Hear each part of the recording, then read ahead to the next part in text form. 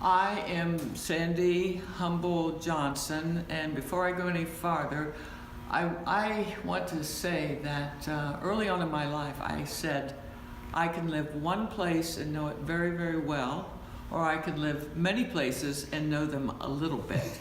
So in my lifetime, I've had the privilege, and I mean a deep privilege that many people don't have, is to know one place very well. I've also, fortunately, we have to travel the globe, but my home has always been West Liberty. Sure. I was born here. I was born in Mary Rutan, but born here, raised here. My mother was born here. My father was born just on the edge of Champaign and Logan County. My grandmother was born here, my great-grandmother, and my great-great-grandmother. Awesome. And yes, I love it. I love it that I can say that. Yeah. And I wanted to say that I believe the shape of the land. I mean, let's just talk about the fields and the slight slopiness and all of that.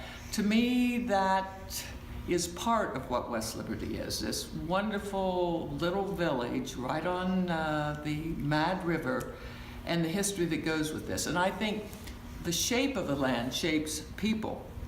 I remember, in growing up, always in my mind, I was thinking, okay, the Shawnees were here first. And in fact, I live on the hill where a Shawnee village, where Macochee was.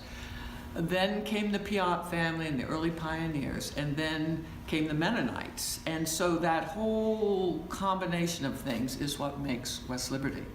I used to ride my old green bicycle out of the bridge on Baird Street. And I have a little drawing actually from the 7th grade that I made. It was Road to a Paradise. It was like paradise in West Liberty and paradise outside of West Liberty. The next thing I want to say about my experience in living here and being a part of it is school.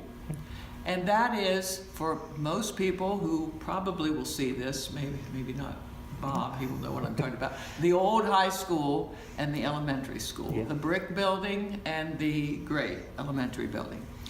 And I was in the last class, I graduated in the last class of West Liberty before it became West Liberty Salem, and that's 1961. And what I think about that, I mean this sincerely, that all of those people in that class of mine are like my brothers and sisters. From my early kindergarten, which was in the home of Viola Kaufman, actually on her home in Columbus Street, and then 12 years in the high school, in the elementary and the high school.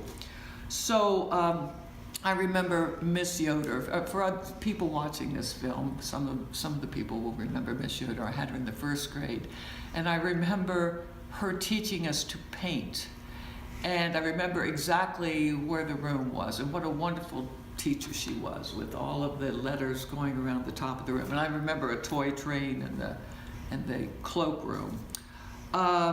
In high school, then, my daughter Brooke tells me this is like something from Back to the Future or something. But in high school, I mean, I just remember laughing a lot. That sounds kind of strange and unscholarly, but I remember being happy and laughing and going down to Yoder Brothers, which was just down the road at noontime to get candy, Mallow cups, whatever it was. That was our lunchtime. Other times at lunchtime, we would actually walk downtown to what was the Betty Zane restaurant. It's now Liberty Gathering Place, but it was Betty Zane, then it was Dave Jolie's, and now it's Liberty Gathering Place. But we would go down, and it's everything